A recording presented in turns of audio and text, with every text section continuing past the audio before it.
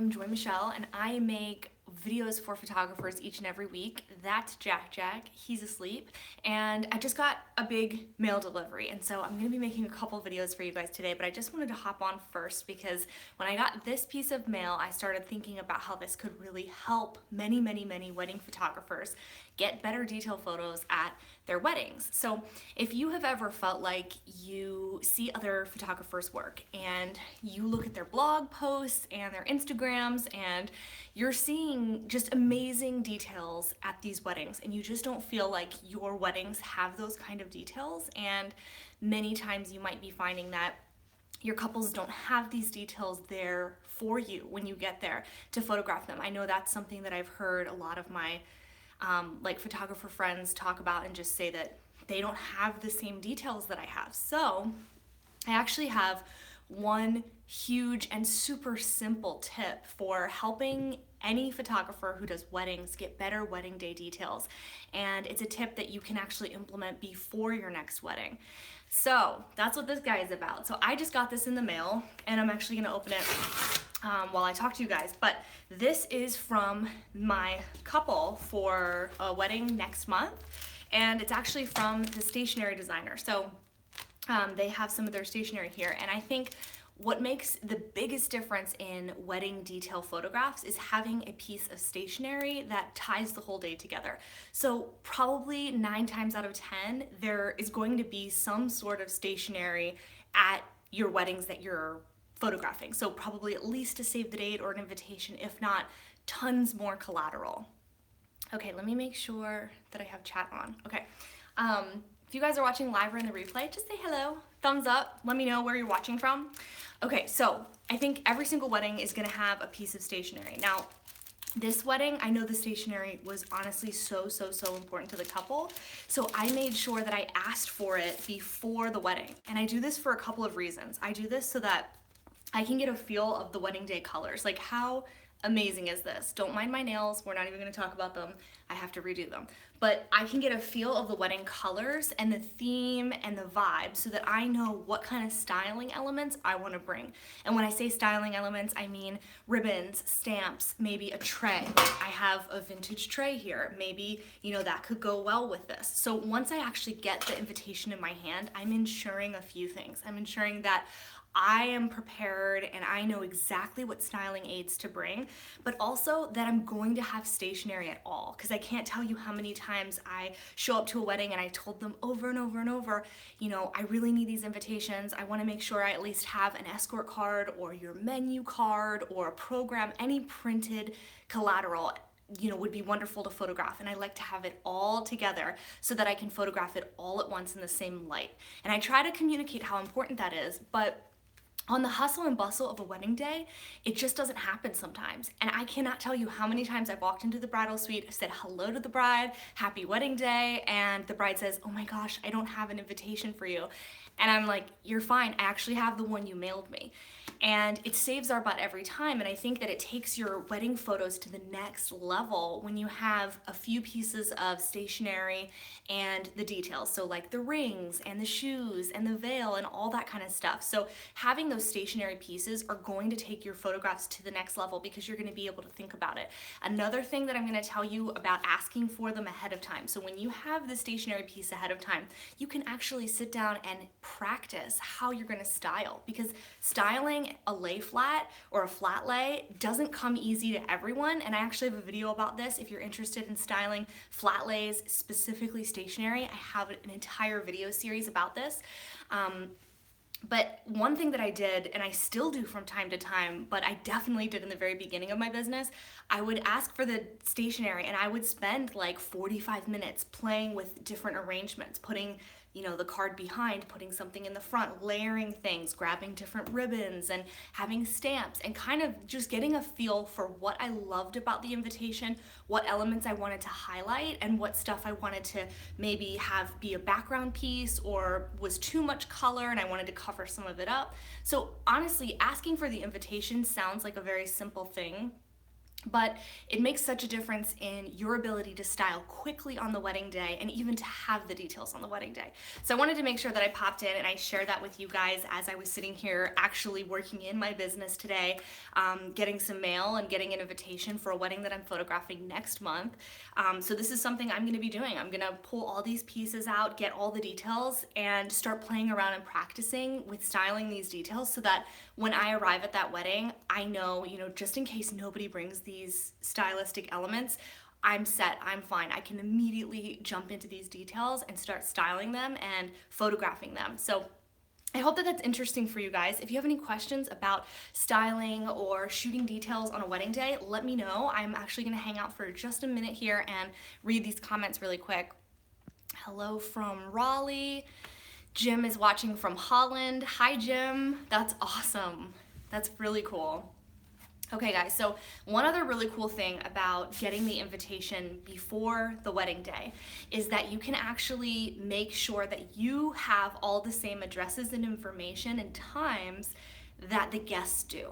Because I know that it can just be a bit of a craziness when there's communications coming from your bride, maybe you have communications coming from a groom or a family member, and it can just be a little crazy. So another reason that I love to get these invitations is that I can check all the information and know that what I have and what the guests have is the same, because that's just a way for me to double check and make sure that I'm gonna be able to serve my couple well and not miss anything important. All right, Michael says, hello friends. Rachel, what lens do you use for shooting details? I just popped on. Rachel, I use a couple different lenses. So when I can, I am using an 85mm because I just love the compression of it. I love the way that it makes everything look. So I use an 85. However, you can't get super close when I'm like holding up a camera here in my mind. You can't get very close in terms of focusing distance with an 85. So I will take a couple pictures that I can get far enough back with the 85, and then I switch over to the 50mm 1.4. And that's pretty much how I take the full stationary suite photograph. So I shoot on two camera bodies. So on one camera body, I will have the 50mm at that point, and then on the other camera body, I will have the 60mm macro. So that as I'm, styling, I can get in really close and get those detail shots of, maybe the rings or a little bit of lace with, some of the stationery, or, if they have stamps and that kind of stuff. I like to get those photographs while I'm doing the larger scene, because then I don't have to style over and over and over and over. I feel like when I switch lenses back and forth, I get confused as to like all the pictures that I've taken so far in the day. Whereas if I style one scene, I take the backed up version on the 50mm, and then I'm able to go in and take little vignettes, close-ups with my macro. So those are the three lenses that I shoot details with. Okay, Christine says, how do you guarantee that you are the first to the venue so that you can shoot the details at the reception before the guests arrive? Really, the only way to guarantee that, and that's a really good question, Christine, is to make it known to your couple that you want to get these pictures. So I cannot tell you how many times this isn't obvious to couples.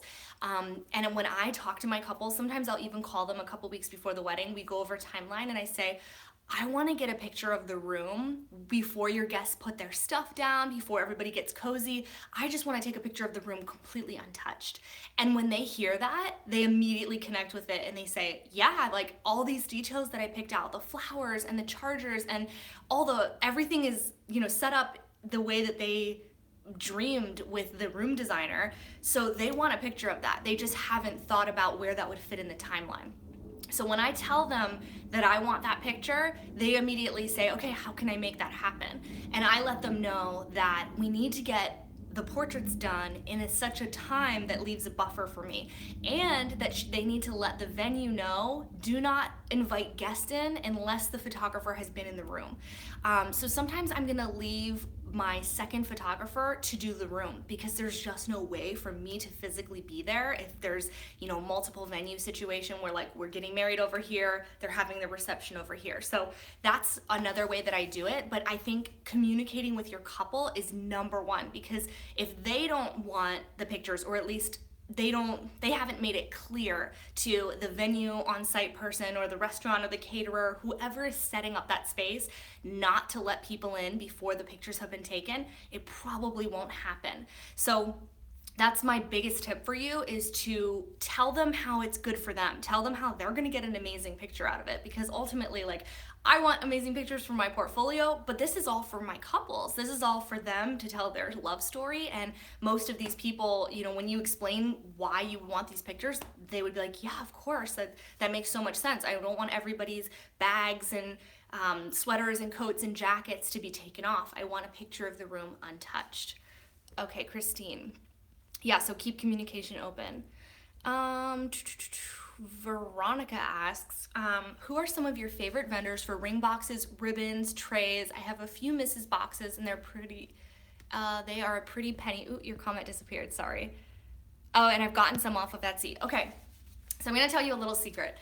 I actually don't own a Mrs. Box. Everybody keeps asking, you know, how many Mrs. Boxes do you own, and how do you afford it? And I don't own any ring boxes. I might get a styling set where they have like all the colors, and that would be amazing, but I'm not made of money. And what I tell my couples is that they should have one. So I try to get my brides to buy them, and many times they do. So every time you see that on like my Instagram feed or in my portfolio, if you see a ring, like a ring box, it's not mine. I didn't bring it.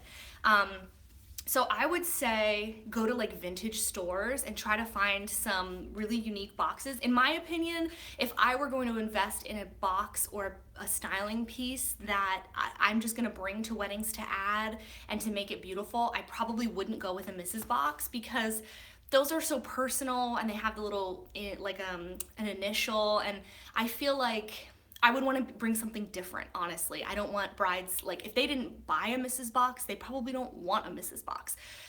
So I don't bring that, but I can tell you that I've been looking around on vintage websites, and sometimes I'll go like try to find vintage finds in places, because I want to find a box that's glass. I think that would be really cool. But I will tell you some of my favorite, I feel like I just like messed up my lip gloss. I think some of my favorite ribbon shops, I'll tell you. I have a bunch of ribbons and spools and silks in here, and they are from a variety of different stores. The first is Silk and Willow. The second is Adorn and Co. And the third is Torn and Tied. So they all are really amazing, and they come with those really cute wooden spools, which I think just look amazing when you put that in an overall flat lay. So those are my ribbon companies that I absolutely love. And who is it? Silk and Willow. They have the pieces of fabric, and I have a few of those pieces of fabric. I also have this big piece of gauze, because you can kind of just throw it in your bag and it gets kind of wrinkly, but it looks like it's supposed to be wrinkly. It's kind of that look. And this is just from an Etsy vendor. I don't remember, it was literally like 5 or 6 years ago when I purchased it, but it's a wrap for a newborn. So I just looked up photo like related stuff, and this was like, I don't know, like 20 bucks or something. So I use this, and I'll sometimes layer it and make it look all fluffy.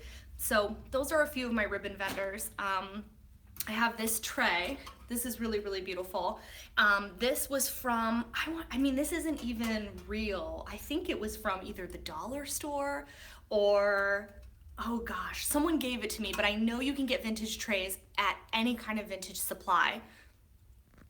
Oh, Marissa, thank you so much for the super chat. That is so sweet of you. Do you have any questions I can answer? Oh, I see one. I missed it. I'm going to answer your question, Marissa. I'm going to finish up going through my styling stuff really, really quickly. So I know that I have a tray that I actually purchased that's real. It's a real serving tray, and I got it at just a vintage store, so like a secondhand type shop. So I would recommend that. I have another tray that you may have seen on my feed. It's from Southern Grown Vintage, and I have a code. I have like a 5% off code. I think it's like Joy Michelle 5. I'll have to look it up, but amazing tray that has this like gray kind of distressed look. It's really, really beautiful. It's not within arm's reach of me right now, but that's really beautiful. And you can get a lot of styling stuff from Southern Grown Vintage as well. She has all kinds of like ribbons and stuff like that. So if you're looking for that kind of stuff, that could be really handy if you go to Southern Grown Vintage. The other thing that I bring along is a hanger. I always bring one just in case. I always tell my couples, of course, that they need to have a special hanger for their dress, but sometimes, you know, things, they forget them or they get lost. So I always bring that. All right, Marissa, I'm coming back to your question. Thank you so much for that super chat. All right, I'm shooting my first wedding in a month. The bride wants traditional poses. What exactly does she mean by that? That's a good question. Okay, I have what I think traditional poses would be. So I think traditional would mean looking at the camera a lot and smiling and, you know, doing that, like, I call it a hinge pose. So if you're facing each other, you're like this, but I have them keep their back shoulders connected and hinge open towards me. So I'm facing him and then I hinge open. And if you hinge open a little bit and have your bouquet in the middle and he has his arm around her and they have their heads in, I think that's kind of like a classic traditional pose.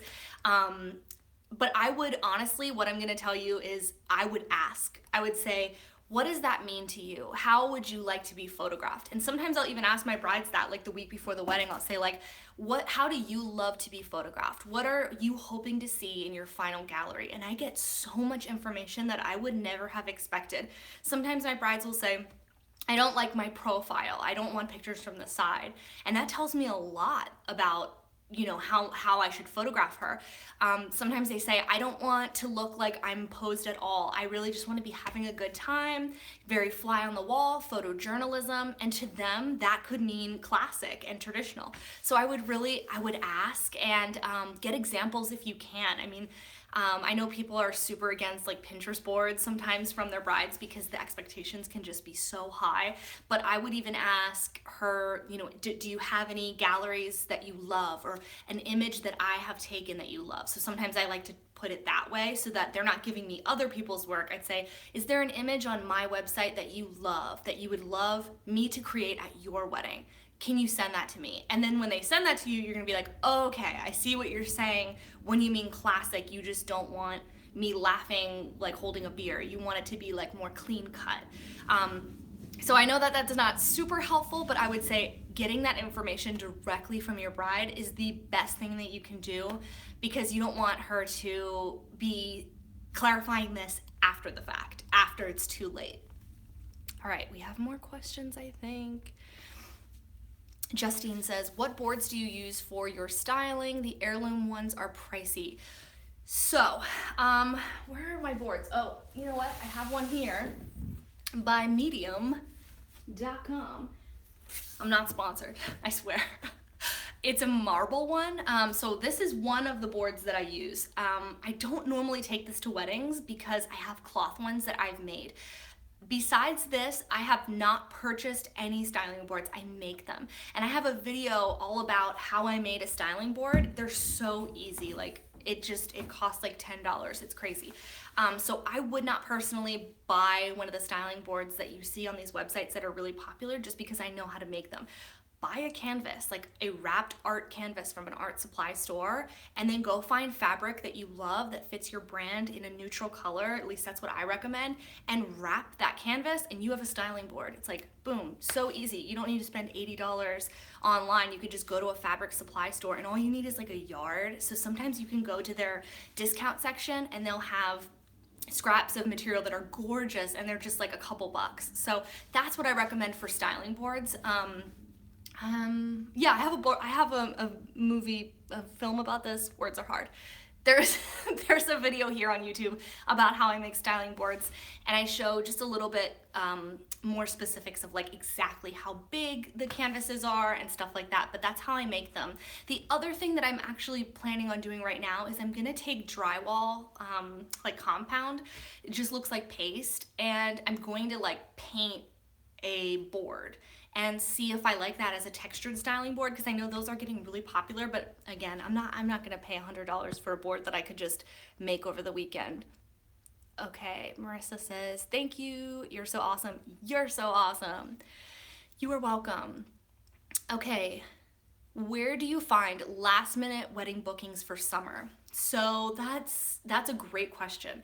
I would say, what are you doing for marketing right now? What are you doing to stay visible, to stay in front of people, and to keep your brand in the forefront of people's minds, and we'll go from there. All right, Rachel says, I'm unboxing my new Nikon D610 while watching your video. Oh my gosh, that's an amazing camera. Congratulations on your new camera body. I have that camera and I think it's amazing. And the video is actually really good quality too on that camera. Is that board from Medium? I tried to look it up and I couldn't find it. Veronica, I think it's mediumbackdrops.com. They also have an Instagram. I think it's called Medium Boards, Medium Backdrop Boards. If you look up Medium Backdrops, I think that will come up. Nicole, hi girl, how are you? I know. How's it going? Any other questions about styling, guys? Okay, there's a question here. How do you manage photographing at night with lots of orange light? So I think when the lighting is crazy, I try not to rely on ambient light. Instead of, you know, just adding a tiny bit of flash and then the colors are wonky, I actually go ahead and overpower with flash. And so I'm relying on my light and not the lighting in the room. Wow, what's happening here?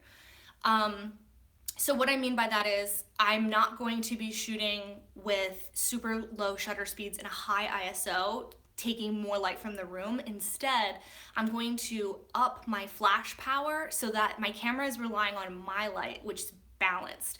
The other thing that you can do is just adjust your white balance in Kelvin and try to counteract that.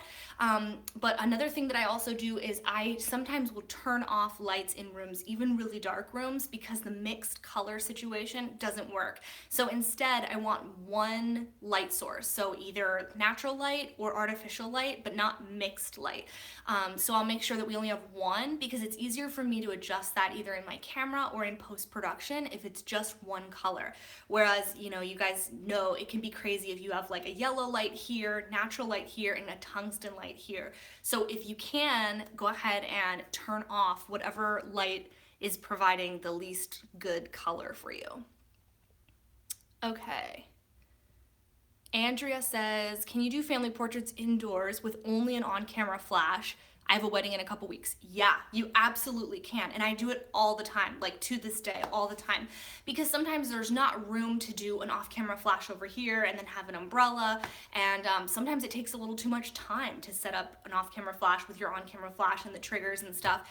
And people just want to do a quick grouping inside. So yes, I put, if there is a white ceiling above, I go ahead and I point the flash up one click forward with the bounce card out so that it kind of comes up like this and then it comes and it bounces around towards them. So you'll have to play around with it a little bit. I find that when I use just an on-camera flash that I need to use a little bit more flash power because it's just one flash, but you can absolutely do it. And yeah, you should have no problem at all doing just one flash. Okay. I have a daytime light bulbs right now because I know my camera is broken and I'm using my iPhone 7 Plus. Awesome. You're welcome, Andrea. Okay, how to use in picture style Canon for cinematic tone. I don't know, I don't shoot Canon, so I'm not super familiar with those settings. I have always had a part of myself for photography. Totally, Nicole. Yeah, I mean, I started photography like way before I ever wanted to do photography as a career or to make money or, you know, any of that, just because I loved it. And I think it was like my biggest life purchase when I was younger. So I saved up for years and babysat and earned money and bought a Nikon, I think it was a D80, from like some camera supply store, and it was like my biggest purchase. It cost hundreds of dollars. I thought it was this huge deal, you know, when you're a teenager, and that's how it all started. And that was way before I ever wanted to do what I do for a living. So I totally am right there with you on that. Okay. Any tips for shooting backlit? Because sometimes shooting backlit turns out dark and even blurry when you zoom in and post. Okay, so shooting backlit, I would say if it turns out dark, that's because your meter gets kind of confused. So if you're looking at your light meter and let's say zero's in the middle and then you have the meter on either side, it might tell you that it's very bright, but that's because the meter is directly into the sun. So what you can do is spot meter, where you're not taking the whole scene, you're not taking the matrix of the scene, you're taking just a spot. And I would spot meter on your subject's skin so that the skin is properly exposed. So when I shoot backlit, I'm not worried about preserving all the sky and stuff like that because you're gonna get a silhouette. So if you don't want that kind of dark imagery, I would go ahead and spot meter. Let me see. Let's see. Another question about metering. What metering modes do you usually use to shoot weddings and portraits? I go back and forth between a matrix metering where I meter the whole scene and spot metering. But the thing is, I don't rely too much on my camera's like meter inside. So when you look inside your camera and you see, oh, it's saying the scene is too dark or too light, I kind of know just after years of experience that if I'm shooting and there's a window in the corner, it's gonna artificially tell me, oh, this is too bright. But I know that, you know, I'm not concerned about what's happening in that little tiny corner. I wanna make sure that my subject's skin tones are light enough. So personally, I'm fine with seeing that the meter is like way overexposed and I shoot it and I like the image. But to get around that, I could just spot meter. So you have to figure out how your brain works, that when you're shooting, you need to find out if you're okay with it overexposing, or at least it's saying it's gonna overexpose, or if you want to get a metering mode that you can meter at 0. Sorry if that doesn't make sense, but essentially I go back and forth between spot and matrix. Okay, what is your go-to lens that you use and a flash setup for super dark ceremony and reception? Okay, Abby, good questions. Go-to lens. Go-to lens, when I can use it, is always my 85mm 1.4. I just love the way that lens looks. Like, I can be in a really not pretty situation, and when I use that lens, it just looks dreamy. Like, it just looks sharp, but then the whole background just drops off and it looks like butter. And I love it. So I think it looks really, really flattering. It's a gorgeous portrait lens. I feel like it just makes people look beautiful. So I use the 85 when I can. Another lens that I use a lot is just the 50mm 1.4. It's a super affordable lens. I use it a lot during wedding days because it has a nice prime bokeh, but at the same time it's really like light because I have a lot of gear on a wedding day. I don't want to be shooting on like super heavy equipment. So I like it because it creates good pictures, but also because it's easy to like throw in a pocket, all that kind of stuff. You guys are awesome with all these questions, my gosh. Okay, what focusing mode do you use? Okay, so that depends. I use focus points, like manual focus points, so I choose those, but then I use continuous when people are moving, so that when I'm holding down my focus, you want to make sure that it keeps focusing as people are coming towards me. So like when people are coming down the aisle, I make sure that I'm using the continuous focusing point. And if I ever need to focus and recompose, I use single point focusing. Okay. Okay, with what number of photos do you usually leave a wedding and how many photos do you deliver? That's a good question. Gosh, I'm trying to think. It's been a little while, like a couple months. I'm in my off season since I delivered weddings, so I'm trying to think. I think I leave the wedding with 1,000 images in each camera body. So I shoot on 2 camera bodies. So I leave with around 2,000 images, and those are just mine. I also have my second photographer's images, and they typically shoot a little bit less than I do because they're there less than I am, because they start with the guys in getting ready, and they usually are starting later in the day. So it depends how long I'm there. If it's a longer wedding, I'll probably shoot more than 2,000 images. And as far as delivery, it depends on the day and what the events were, and if it was like a lot of stuff happening. I don't cap the amount of delivery. I really just deliver as many photos as I feel like were taken that were amazing. I'm not gonna say, oh, I reached 500 images or 700 images, I'm not delivering anymore. So I definitely, I make sure that every moment of the wedding day is covered, but it ranges probably around 700 to 900 images, but like I said, it just depends how long they hired us to be there for. Okay. You guys, there's so many questions. Okay. trying to figure out where I left off. There are so many questions and I don't want to miss them all. All right, I think we're talking about camera bags. Okay, what would be in your wedding day gear bag? Rick, I have a video about this. I have a video called What's in My Camera Bag for a Wedding, and I have a video What's in My Camera Bag for Engagement Sessions, where you can see every piece of gear that I use at a wedding day, Jack, and the straps that I use, and reflectors, and off-camera flash, and all of that. So that's in a separate video. Rick says, is a 64 gigabyte memory card enough if I'm shooting RAW? It should be. I mean, enough is all relative. It depends on how big the files are that your camera creates, because every camera is different. And also how many images you're gonna need it to hold. So for me personally, that would be like 2,000 images on my camera body. But my camera body doesn't make huge files like the Nikon D810. Yeah, that one's like crazy huge files. So it depends on your camera. But you can usually figure it out. I would just shoot one day, fill up a card, and see how many it fills. That's just the best way to find out for your camera body.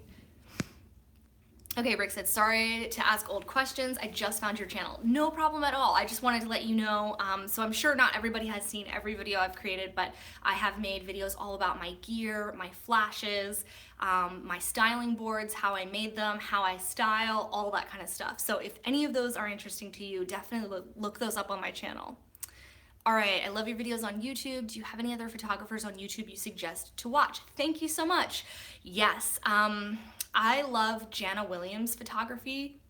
She's amazing. I don't know if she's still making videos currently and still uploading them currently, but she's amazing and she has like thousands of videos. I also watch Nadia Mealy, but I don't think she's doing too much lately. I think she uploaded a couple recently, but she took a break.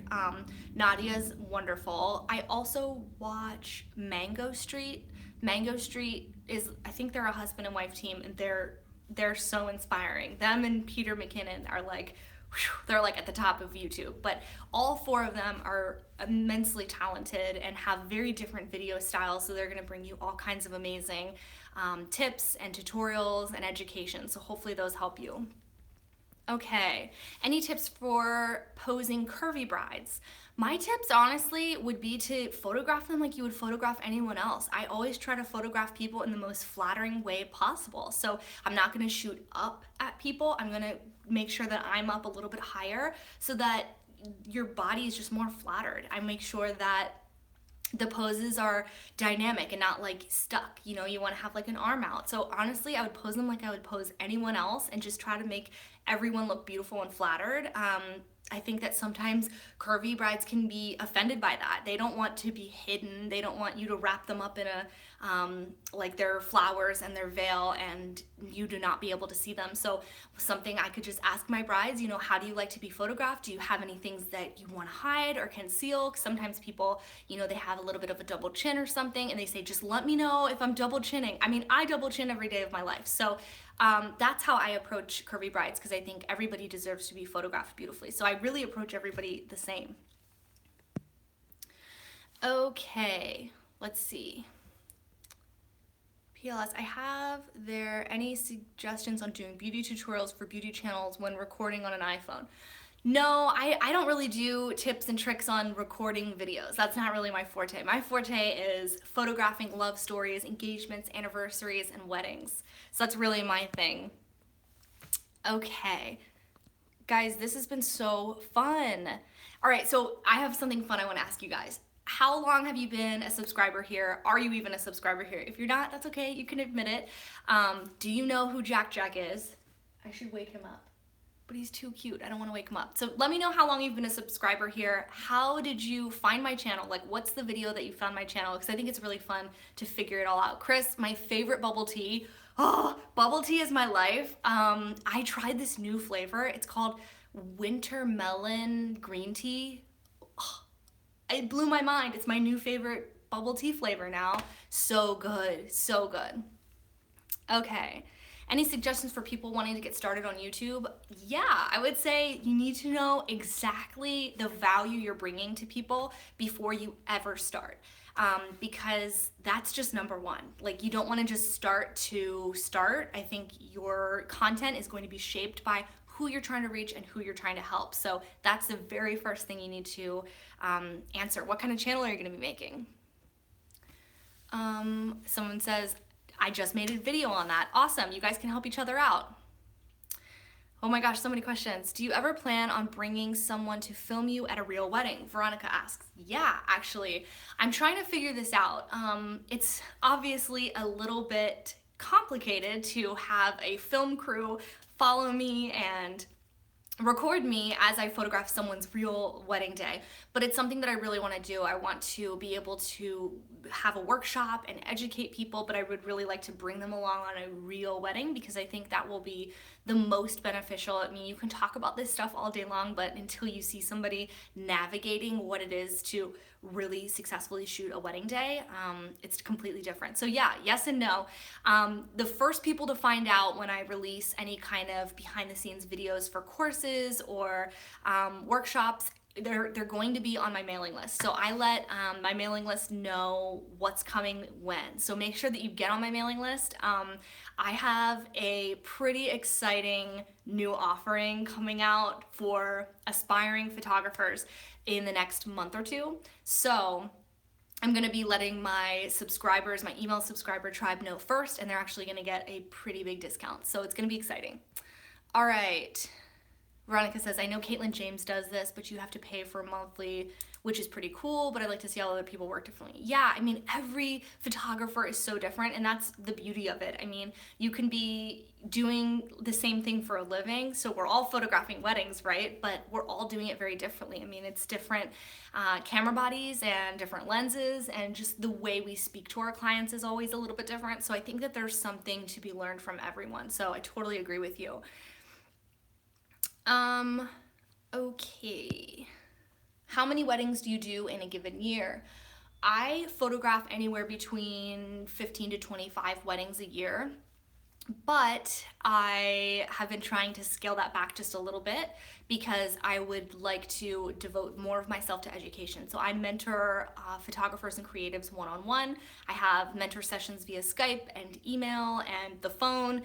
So I like to be able to have my students and mentor them. And then also I have a private Facebook group that I've been working on, and I have this channel, and I have some courses that I am going to be releasing. So this whole world of like growing a business, growing a brand, having a marketing strategy, and getting booked as a photographer is so near and dear to my heart. And I think so many people have the skills to be a photographer, but they just don't have the business knowledge. And that's something that I'm really trying to come in and fill that void a little bit for people and really come alongside them and hopefully help them become profitable. So that's something I need to make time for. So I'm doing less weddings now, and hopefully just getting a little bit pickier with the clients that I do take on, because I do want to do more mentorship, business mentorship, and education. And I also want to have time to educate myself. And like, I read a lot of books, I listen to a lot of podcasts. So I'm doing less weddings, but I still have, I think, 15 or 20 for this year. So I'm still full-time, but I am now loving this education thing so much that I have to make more time for it. So I think we're going to be doing a little bit less in 2019. All right. So, okay. Jano, I can't say your name, I'm so sorry. You did a video about finding your brand. Do you have any other tips and advice on expanding upon what you said in that video? I do. I'm moving into a whole series on personal branding, business branding, and marketing, and how those two things go together, and what you can do to brand yourself, and some things you can do for free to market yourself. And that series is gonna happen inside of my private Facebook group, Photoboss. And it's free, anybody can join, and there's gonna be a lot of education in there. I'm just trying to keep it all together so that people can go through all the tips and advice and help together. So go ahead and make sure that you're inside Photoboss. I'm sure most of you guys are. It's called Photoboss with Joy Michelle, and that's where I'm gonna be sharing a lot more about branding and marketing in the coming months. All right, there's more questions. Okay. I wanna get into mentoring. I've had some photographers ask me, but I've always felt so weird about it. I think I have something to offer, so any piece of advice for starting on that process. I would say if you have something to offer and you have value and insight coming from the other side of being a photographer and making money and doing business taxes and having clients come to you and dealing with contracts and invoicing, and if you have experience in those things and someone doesn't, that is valuable. And so I would say that if somebody wants to give you money to have you mentor them, do it. And there's nothing wrong with doing that as long as you truly can bring value to them and connect the dots for them and help make that like transition into their business easier. So I would say the first step sounds like you just have to give yourself permission and do it because you do know something. So do it. All right. I am an English photographer. I just moved to Miami. What's the best way to contact hotels, wedding planners, venues, and future brides? Thanks so much. Honestly, I would start following them all on social media. I would reach out via email and I would get in person. I would go hustle and try to connect with them and network. And there's nothing that's ever gonna beat good old-fashioned face-to-face networking. That's just what I believe. All right, I'm from Romania, but I'm living in the US. I found you recently. I don't remember exactly how. Probably I was looking for some editing tips. I'm so thankful I found you. You are my new inspiration. Thank you so much. That's really, really kind of you. Hi, Naomi. How are you? All right, guys, I'm gonna wrap this up. I'm gonna go ahead and actually be looking at some of the stationery, kind of style it, play around with it. But again, if you guys have any new questions, hit the thumbs up button, throw them in the comment section, even in the replay. I'm gonna keep circling back, and if you want me to, I can do another Q&A session in the future. So I will save all of your questions. If I haven't answered them, ask them again when this video re-uploads, and I will be sure to get to them in another Q&A session. So thank you guys so much for watching, and I will see you guys soon, I guess. Thanks, bye guys.